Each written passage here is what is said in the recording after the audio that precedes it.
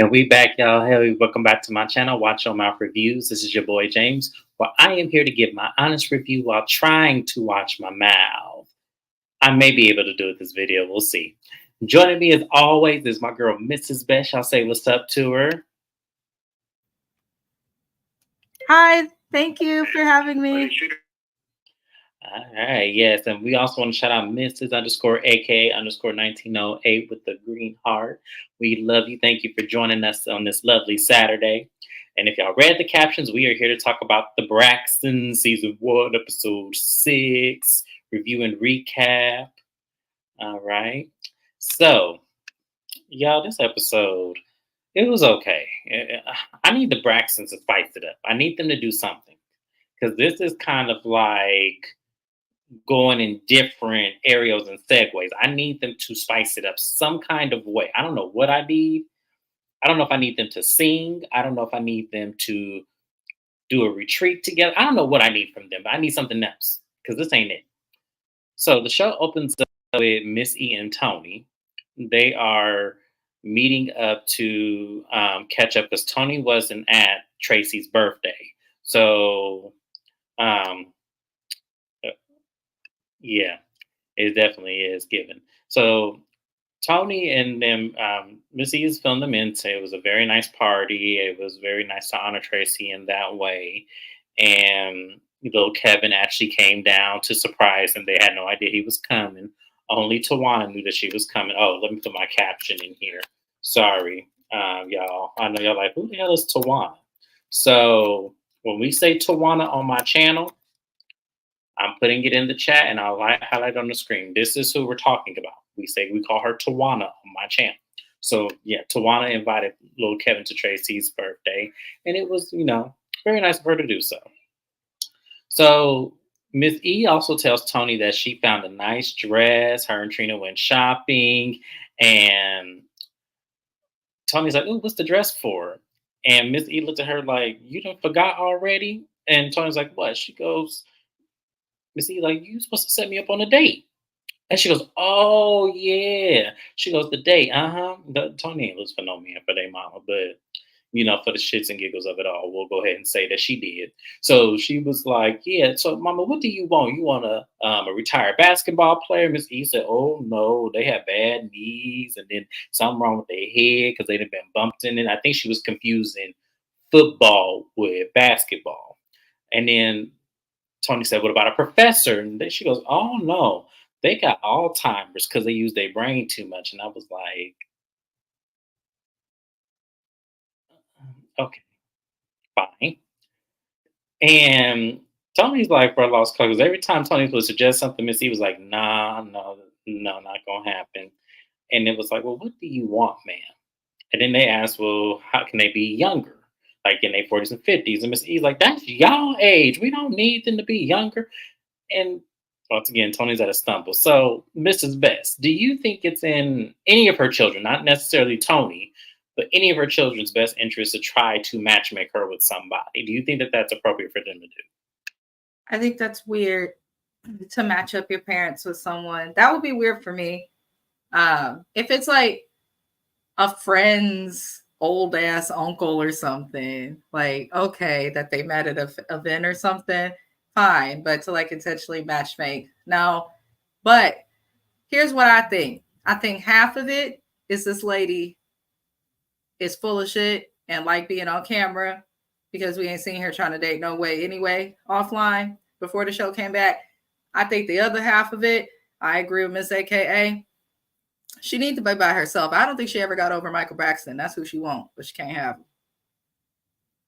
I agree. I think that's what she wants as well. I love this though. Thank you for joining us. No. I think she wants to be with Mr. Braxton Sr. as well. I think that that's exactly what she wants, but she realized she can't because she can't go back like that because of how he played her. So I definitely think that's what it is as well. But it's very sad. Like to me, I just kind of feel like, ugh, like I just wouldn't do it. Not to say there's anything wrong with hooking your parents up, but it's like I just see it so weird, and they need better boundaries with each other as well. Like it just doesn't coagulate right. So we move on from there. Tamar is doing a show with Carlos King, and before the show actually begins, they are in prep for it. It was interesting seeing Carlos because we know that that podcast has come out, and we know that this podcast was the release that the Braxtons were coming back to TV. I think that he was the first to break the story. So, hey, it's nice to see Carlos. We didn't get to the podcast yet in this theme, but directly, it was nice to see that they carried a new friendship.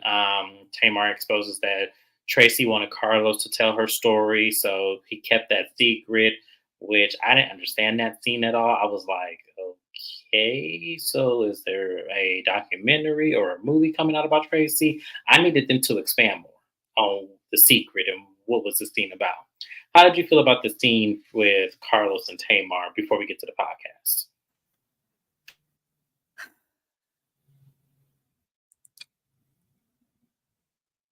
Respectfully, I have no fucks to give. However, um, I don't want Tamar on this show. I know she's a Braxton, but her and Tony on this show, it does not feel like it fits. I feel like if the family don't like her, Tawanda and Trina, then don't film with her. You know, she'll be okay without filming with you. So I don't like Tamar on this show. Most of the scenes we've gotten outside of boring scenes with Trina, Tawana, or, you know, Miss E trying to date are Tony and Tamar. I feel like they low key carrying the show. I don't know. I want Tamar to walk away from this show for a little while and let them show themselves for what the hell they are. Because you can tell she's just here to be here. Anytime she's on camera away from her siblings, she seems annoyed. Anytime she's on camera with her siblings, she seems annoyed and anxious. So I didn't care for the scene if I'm being entirely honest. I That's didn't either. I just thought it was. She just seemed like, yeah, she just doing the show because she promised her mom she would. So, and it's definitely showing, and not so much in this scene, but in the actual podcast scene, which we'll get to in a moment. Now, I wish she would just walk away and get the help she needs. Right, we all wish that for her. So we then move on to Tony. She has her residency with Cedric the Entertainer coming up, and she's meeting up with Michael Capello. I think that's his name. I know that name. I've seen that name for years, so I know that he's a designer. Her and her other stylists are meeting up with him. He's showing her the outfits, and some of them were nice. Some of them were like, "No, Tony, go back to the drawing board," because Tony usually is bad in everything that she does. So it's like we really I really wish she would have picked something more, it's just more gownish and she's performing. I didn't like that. But she's telling Michael Capello that Denim is actually modeling. And if he is serious about launching his men's line, that he should get Denim, but he can't tell him that Denim, he can't tell Denim that Tony recommended him because Denim wants to kind of find his own work. Kind of like Kendall Jenner back on the Kardashians when she was trying to book Victoria's Secret. She didn't want to get that by the name, but I feel like you on TV, you already connected to the name. I don't understand why kids don't take advantage of that. I feel like maybe in my mindset, I probably would have felt the same way. But now that I'm 30 and I realize more so what that does and the marketing that that gives, I think I would have had a better mindset, you know, doing it at this age versus that age. So I kind of get it, but I'm like, nah, use Tony Braxton's name to your advantage because that means bigger paychecks. Your mom's a huge name. Definitely take advantage of that. But I get Tony for trying to silence herself and try to make it seem like he's getting it on his own. But we know secretly, you know, we already know. But then, and also in the scene, she mentions she has to tell her mom on the day. And she asked if he knew anybody, and Michael Capel said, "Oh, my brother's single. He's about 50." And she was like, "No, that's not going to work because she doesn't want someone her kid's age." And they were making jokes about signing her up on an app, and he said, "Just don't sign her up on Grinder." It was a nothing scene. How did you feel about this scene? It was a nothing scene. I mean, I'm not trying to be that person on live. I love coming on live to talk about the shows, and I am happy to see there's been some moments of interest in it versus it just being sad, and a mood killer. But like Denim, your mom's been advertising you since you were a child and commercials. She's brought you guys as dates to award shows. You're going to be known for being Tony Braxton's son.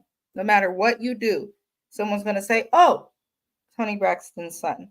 So just be glad that you have the ability and opportunity to go into being an adult with the income to make mistakes and all of those things versus the rest of us. Like when I was 18, I was broke and wished I could use my mama's name, but I couldn't use her name for nothing. So, like just be grateful. I don't know. Maybe it's like a rich kid thing that I can't identify well with, but good for him I and his can't either because I wish Tony Braxton was one of my.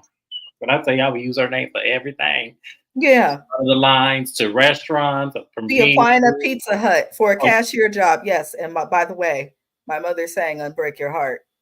Fuck with me. Like I don't care. I be applying to Pizza Hut, Taco Bell, In-N-Out Burger, singing stuff. This my mama. Now give me a job.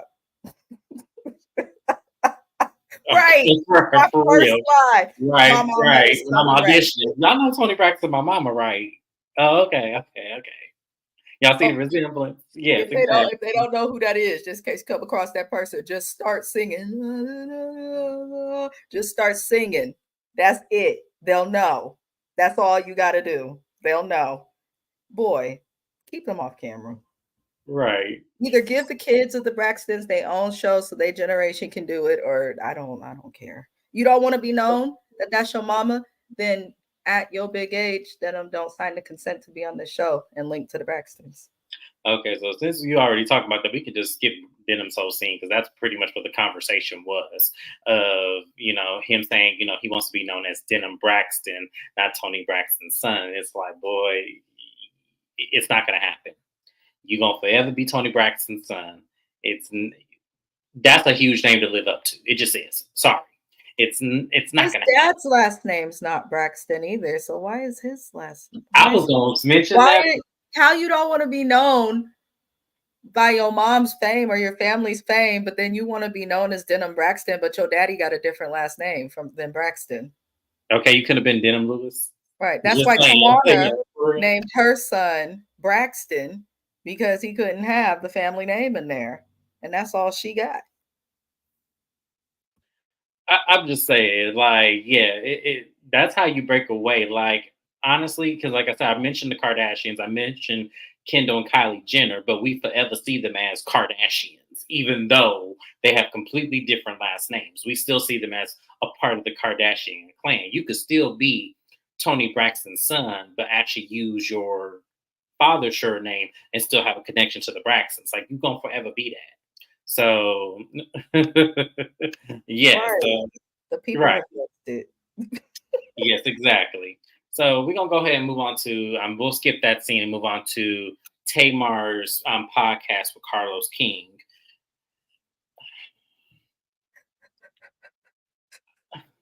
Because I'm happy for Carlos. I am. I'm happy for Carlos. It is amazing. I love that he's taking his podcast on the road, getting big names to join him and co-host it with him and ask them questions and do the interviews live. I love all of that. I do. I just felt like Tamar really wasn't, because I've seen the live, like I've seen the actual podcast live, and she just wasn't engaging. Like she kept trying to put on this persona that I really having a hard time buying is her based on what we know her to be. And that's kind of what she was saying in the podcast, is that she feels like when she was on the Braxtons, they weren't really showcasing who she really was. And I'm like, well, girl, I mean, but what were they supposed to showcase? Because you can only showcase what you give them. And you were given extra. And even Carlos alluded to that. Like he loved why he was so drawn to her, because she was so, extra, and she popped and everything. The .coms and the faces and the beats to the capacity and the smacking of them lips. That's Tamar all day long. So if that's not who you were, then what are we supposed to buy is you now? Like, I feel like what she should have said was, that was a moment of growth for me, because am loud. I can be over the top. I can do a lot of things. And maybe I was doing it in the name of entertainment because I was on a reality show. I wish she would have said it like that versus trying to debunk that that's not who she was. Like that, to me, that was ridiculous for her to even say that. Because I feel like who you acting like right now, and what we see on social media, that's not too much different than what we saw season one to season two. And season three, the season that she wanted to quit the show, that's not that much different. So I'm trying to figure out what was supposed to be so different about you, what we saw versus who you are now. Maybe Mrs. Best can answer this. No, I think her being the youngest, the dynamics explain and how she's been treated on the show by her siblings, I think in some ways does get to her, whether she admits it or not. I think it shows a lot through her behavior. So I think she's more so speaking about how she was painted to look versus her actual self. But I don't know. Seasons ago, Tamar owned that she's how she is, and the siblings were like, "Yes, she's really like this off camera." Like you became a breakout star from the Braxtons. It was mentioned in the reunions they did in like the first two seasons. So just lean into it. You are who you are. I feel like she's extra extra without Vince though. Like I don't know. I wish that those two could like work it out and figure it through, but they do seem better as friends. And I don't know. She probably changed a lot, but I don't care about this podcast. I did watch it when it dropped before it even aired, but I don't know. Tamar is too concerned about how she looks and showing us who she really is and too sensitive with these types of questions. I just want her to go somewhere and heal and take a break from the public for like a little bit. I want her to take a break from the public and from her siblings that don't want to deal with her. Don't chase people. If Tawanda don't call you, then don't call Tawana. If Trina act funny, then take a break from Trina. You can do that with family. It is totally okay. Yeah, she's too image conscious. I think a piece of it comes from how her siblings treat her. I think the other piece of it comes from her being in a marriage for years that she dealt with domestic violence where family did not empathize and probably was not there for her the way they should have been because they were jealous of what the money she had. I just I don't know. I just want Tamar to go somewhere and heal. I feel like this comment lived way too short because I agree with this. But when we see her today in this whole situation with JR, which I'm not talking about because it's way too much. I think she's doing this for attention. But the fact that she's being image conscious on this show, and then in reality, in today's time, we're seeing her go off on Instagram trying to tell a part of a story that I don't really think the world cares about because we really don't know who he is. He was just a contender on a show that you were on to find love. Like, we don't know this dude outside of this. So I kind of felt like you going on social media and dragging him and then him having to come on social media and try to defend and drag you, it's kind of like you're adding fuel to the fire yourself. Because once again, I don't know, nobody knows this man. We know that he's with you. So you want to blast him for cheating. And so that's what I said. That comment lived way too short because yeah, on the show, she is trying to be image conscious, but in today's time on social media, it seems like it's the opposite. It seems like, oh no, you really is living up to that expectation of life. Yeah, silence is golden. I feel like she's trying to be image conscious on the show because of her siblings.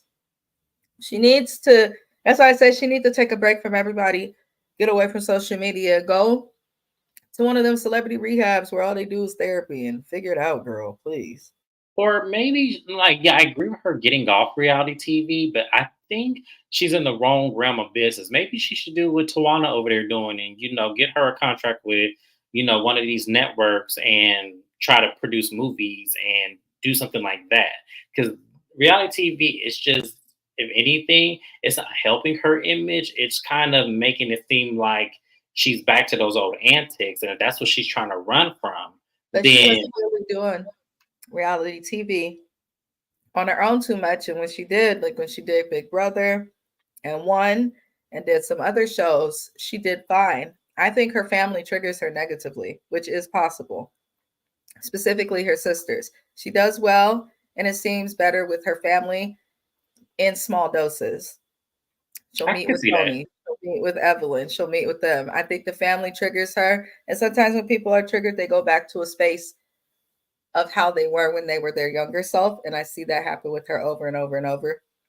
I also think the same thing's probably happening in her relationship. She needs to just get away from everybody and everything and stay the hell away from a camera that involves her family and or man partner. She doesn't do well with that. She just doesn't. I agree. I agree.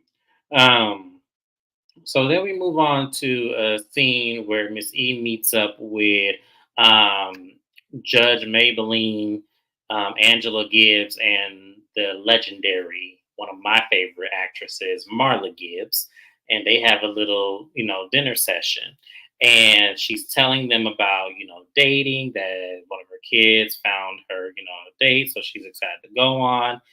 And the scene was cute. It was adorable because it was funny. To see Judge Maybelline in different spaces. I like it. Um, Realistically, I need to see the real friends. I need to see. I was expecting. I guess because she's not in Atlanta, see, because I was expecting to see Mama Joyce, Tamika, Latasha Mama, and maybe even Tiny Mama or somebody else at lunch with her. I need to see the real. I need to see the women that got children that just look like Bit of Betties on reality TV. I think that would have been more satisfying for me. But hey, it was a nice enough scene, and some things were inappropriate on this conversation that I did not want to have in my mind. I feel like the Golden Girls was a TV show for a reason. I don't need to see a repeat of the Black ones. No, I'm just playing. I'm just playing. I'm just playing. But it was a cute enough scene. How'd you like this dinner scene with the ladies? Talented Marla Gibbs, her daughter, and Judge Maybelline. Love seeing the Gibbs, Judge Maybelline. Love seeing all of them. No shade to Miss E. What is her talent? What does she do? What makes her a legend like them? She didn't belong here. She belonged next to some other reality TV moms, not Black legends, in my opinion. So you felt that same way. You felt like, let's keep it real. Judge Maybelline ain't saying, "Oh yeah, girl, let me call Miss E." Hey, girl, that's not what's happening. You don't feel like that? You don't feel like they really are cool? Because I didn't feel like that either. It just felt random. It felt forced. It felt forced, and it felt very random. Now, they legends, they're going to be kind, but it's given they didn't have enough content because they refused to want to let Kevin Sr. film. So they had to find some people that they know and could connect with to put their mama with. I don't need Miss E on this show. I'd rather see her sometimes like we see Michael Braxton. He come for events. He come for important family things. And when they got to tell everybody something and reveal big news, I don't need to see Miss E all the time. I feel like they're doing that, and them having her on the show stems back to that toxic, oh, we have to put mommy on the show because daddy did this. Like, I really don't mess with Miss E, y'all. I don't need her on this show. I just don't. Sorry, I was muted. Exactly this comment right here. I need her and microdoses. Yeah, like small, because it's their mom, so we expect to see them, but they giving her own scene. She's speaking in ways that we know she don't really speak, all extra. Like, she was a PK wife for years and years and years. Now you're on here okay with hearing about sex and all these extra stuff. Like, I just don't feel like she's genuine on this show, so I prefer her in small doses. And speaking of this, I don't know who did it. I don't care who did it. Angela, I love you. I do. I love you dearly. But for you to ask your 93-year-old mama about if she care about sex, inappropriate, we as people do not need to hear you. That is not a question I would ask any one of my parents. Why are you asking that? Why did you do that?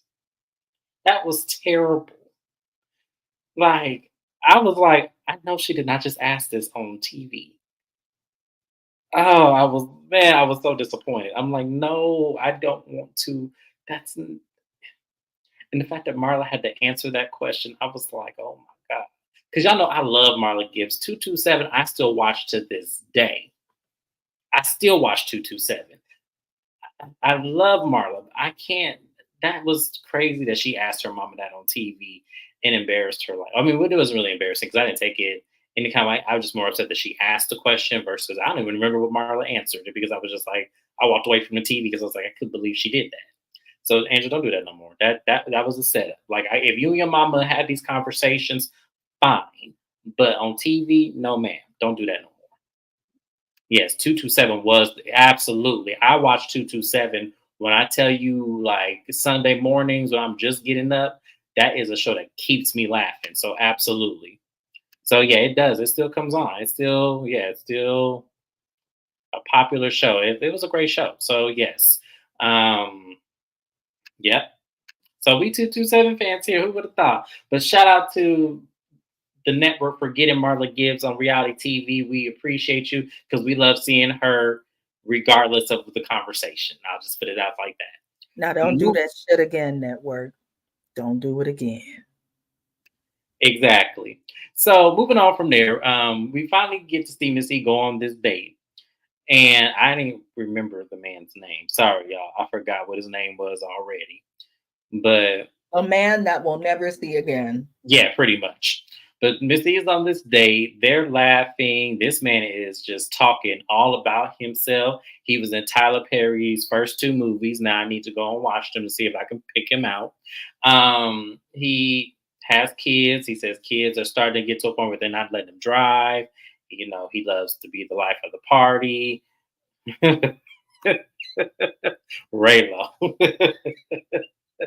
But directly, I see where Trina gets her laugh from because I was listening to the scene and I was taking notes and I was all like, "Ooh, that sounds like Trina laughing." Like she was having a good time, and I feel like because he gives me the kind of old man that go to church every Sunday and put $100 in the collection plate, then go play the lottery right after he got out of church for the Sunday ticket to Fantasy 5, and that's what he was giving me. So I felt like um watching Kim, I was like, I feel like they could be a good match. Actually, I think I don't know what she was thinking. Maybe he wasn't as attractive. I think maybe that's what it was. That maybe he wasn't as attractive because she said after the date, after the laughs and giggles, she said, "No, I think he'll be great for somebody, but not for me." Then it was like, well, then what are you looking for? Because the pickings are slim these days, especially in your age realm, because everyone probably is still married. So what are you looking for?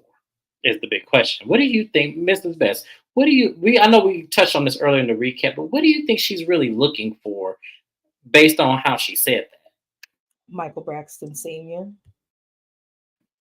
Well, if him and Miss Wanda don't work out.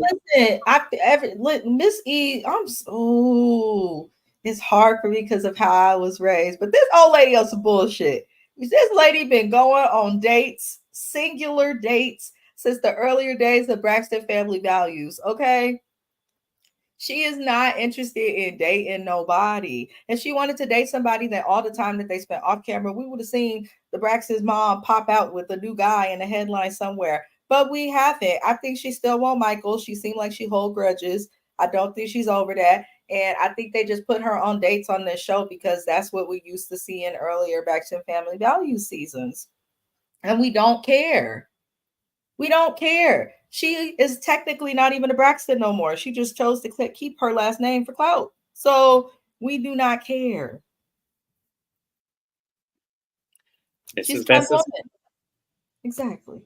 I can't stand it. Yeah. So moving on from there, you guys, we're moving on.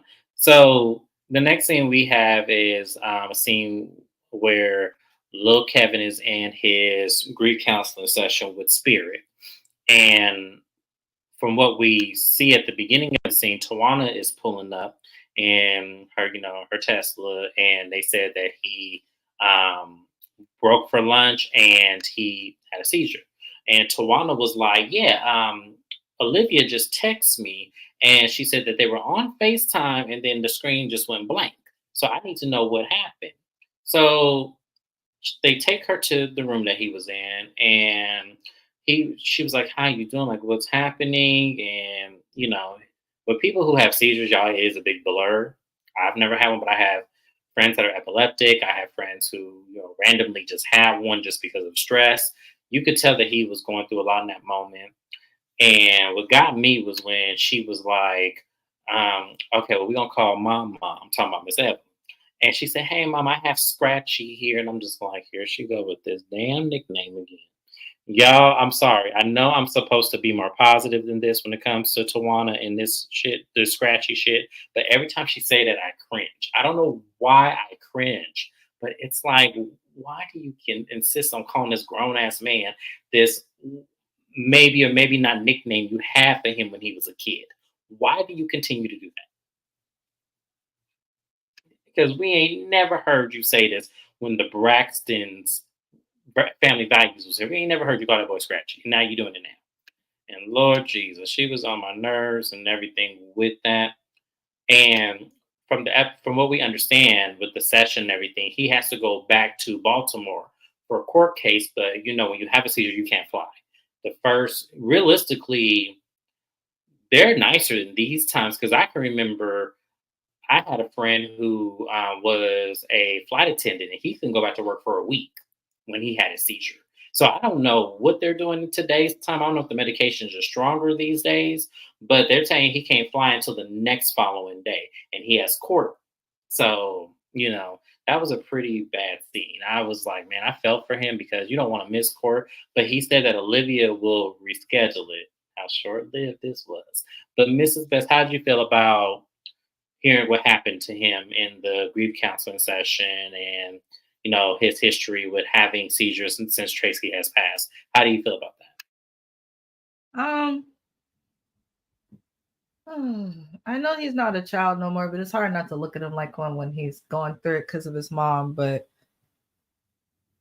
it's unfortunate that he's dealing with the seizures and all of that. That also makes me look at his dad with more of a side eye because it's like if you know your child deals with this, and why would you like turn your back on them or put that stress on them? Because my good friend who just passed away, she had epilepsy really bad. And if she got stressed or like emotional or anxious, like she would have seizures real bad. And sometimes there'd be years she would not work because she could not work due to the epilepsy. So I feel for him there. I feel bad for him. I don't trust anybody surrounding this young man right now, with the exception of people that Tracy became friends with separate from the family. The dad's acting a fool from greed, and Tawana and Trina and them don't realize they are just as bad as Kevin Sr. doing all this for greed, calling this boy a nickname you ain't never called him before, got him on this doggone show, knowing he got the epilepsy, having him do therapy public. Shame on the wife who's leaving and stressing him out. Shame on Tawana. I'm just over it. With Kevin Sr., yeah, it looks like they're exploiting him so that they can make a check. And then they're trying to keep his father away from that too. But his father's more concerned about money because he's not talking to his child. It's just like everybody's more concerned about how they can make money off of Tracy's death, in my opinion. And that's what's annoying me because we don't need to see any of this filmed. And if it were not filmed, based on how Tawana likes to shut out Tamar because she's mad when that's your sister, the world, we can dislike her and stuff, but that's your blood. So Tawana seems to be someone who like causes division in the family. And I just don't trust any of their intentions when it comes to him. I don't really care to see him on camera, especially knowing he has epilepsy and is going through grief and a divorce. I feel like he needs to be off camera and allowed to have peace.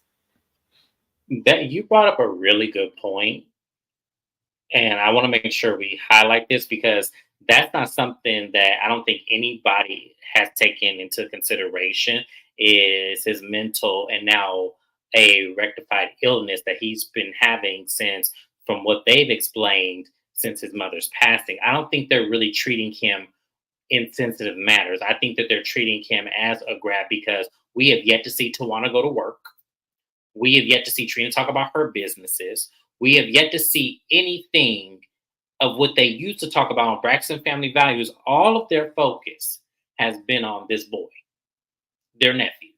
All of this has been on him and how he's dealing with his mother's grief. I feel like that is selfish as hell. And you brought up a very good point because he's clearly not okay enough to have these cameras in his face.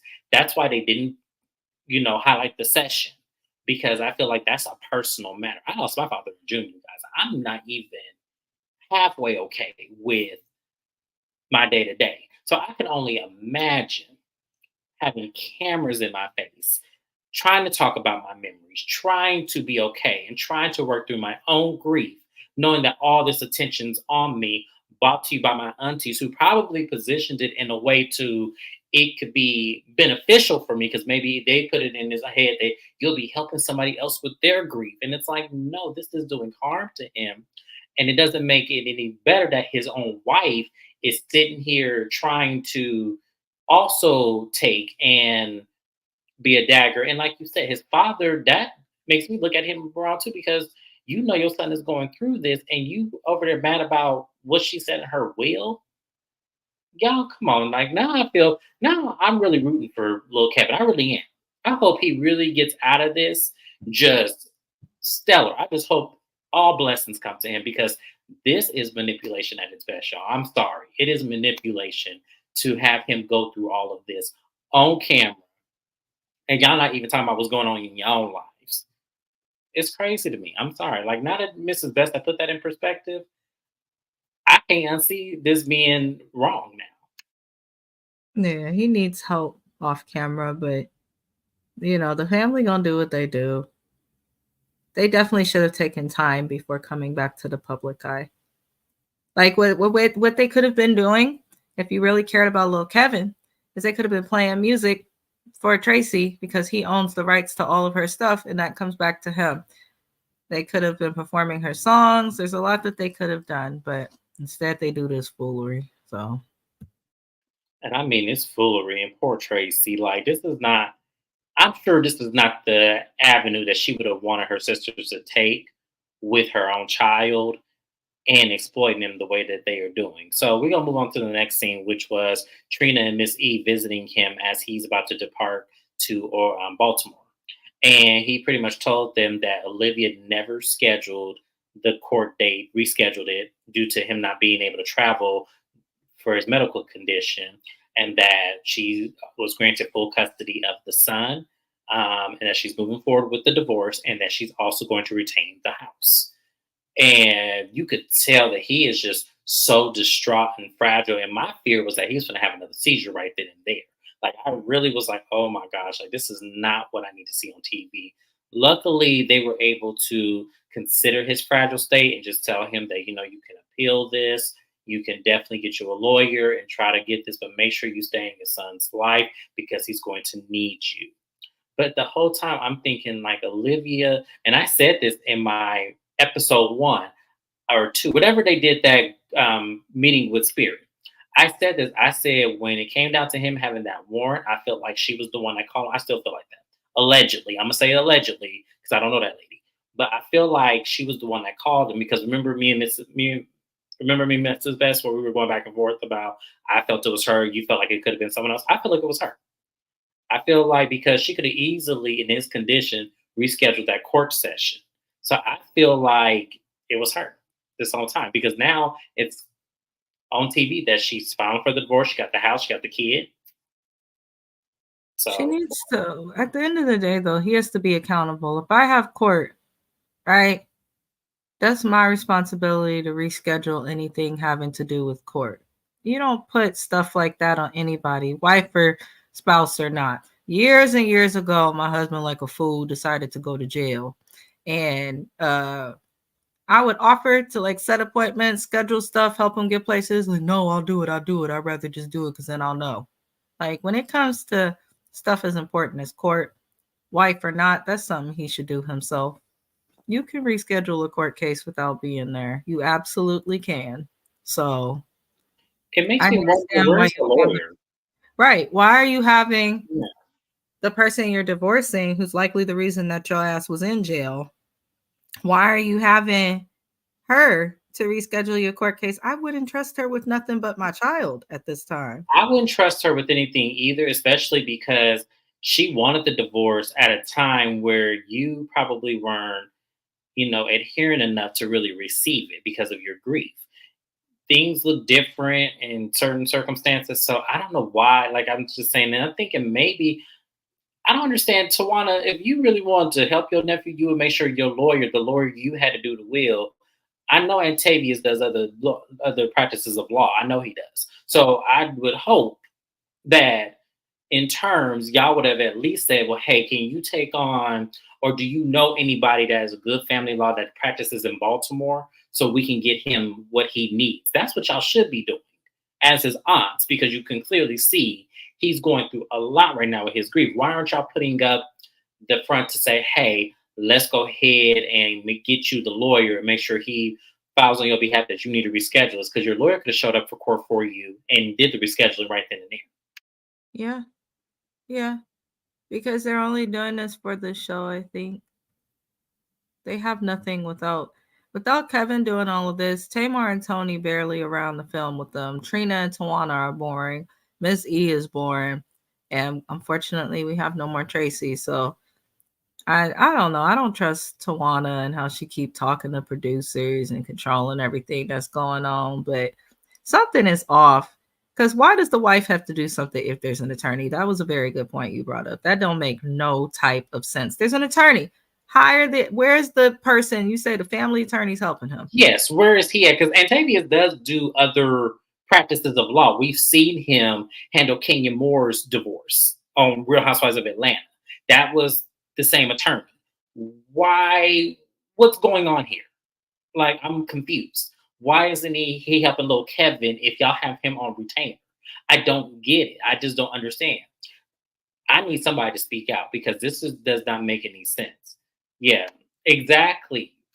Act like the aunt, the one that shows up all the time. Where's the lawyer?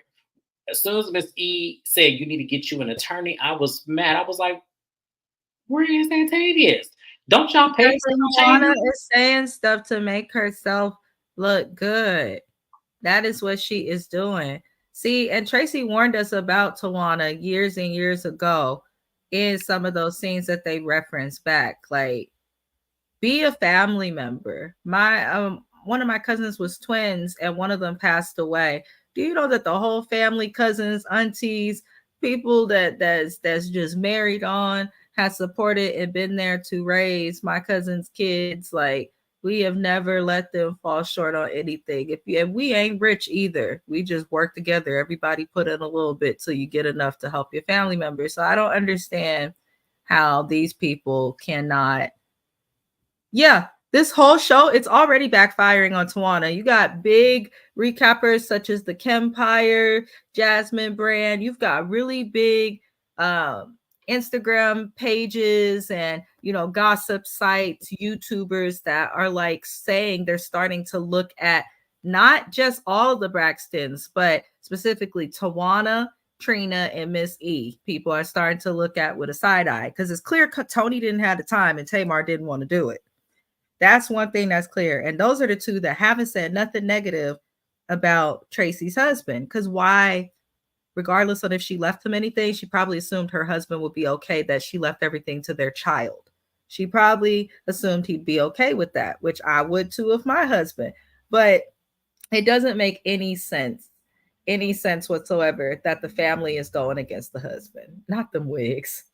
That the whole thing's going to come back on Tawanda because I've been discussing with her. I said it from the first episode. She's the one leading the charge. If you're honoring Tracy with this show, then her whole family and all who was important to her should be a part of it, including her husband. Even if you're arguing with him on camera, at least he gets to benefit. But they're very controlling of what's going on. I don't trust any of it. I And don't I want either. her to And put on a wig. I want my hope for him. Like I said, my hope at this point is for little Kevin. I hope he comes out of this situation on top of his game, and I hope that when we see the benefits of Tracy's music, the catalog, anything that she's built up that he continues to promote in honor of her life, I hope that it just succeeds because he deserves it at this point. Seeing them expose this like this, it's sad. It just really is. But that's it, y'all. That's all that happened on the Braxtons. I have another live schedule as well, so we're gonna get that going, and that's going to be an unpopular opinion. Don versus Diddy, the whole lawsuit that she has filed. So we'll be talking about that pretty soon. And we'll also do an updates video as well. So we have a busy day today, you guys. I hope to see you guys in my next live. Thank you, Mrs. Best, for being here. And we will see you guys in the next video. Adios. Bye-bye.